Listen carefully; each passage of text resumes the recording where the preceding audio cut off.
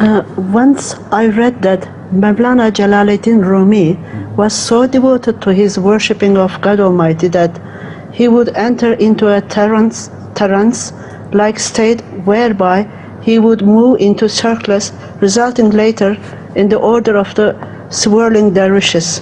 Could Huzur enlighten us on the occurrence of this? Baburhan Turkey asked. I understood. Translate it into English first.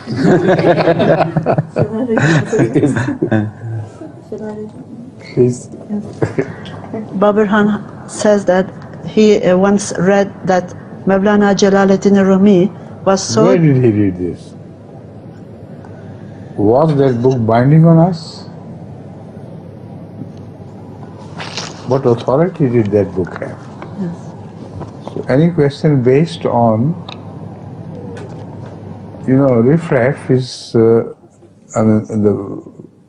the riffraff, but any question based on a book which is not authentic in itself is not authentic. The question is not authentic.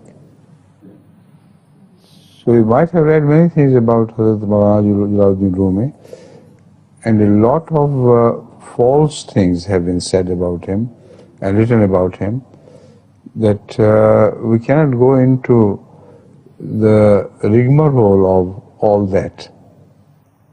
So I don't think this question needs to be answered. The source of his quotation alone, what is it which he wants to know about Moulana Rumi?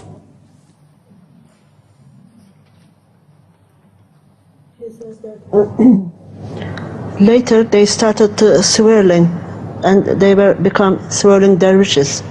What does he mean by later what? Later what? On, later on from who follows him? Later on, the people who follows him become swirling dervishes. What is the meaning of it? What does he mean by later on? After the death of Moulana Rumi? Yes. That's true. I agree with that. Yes.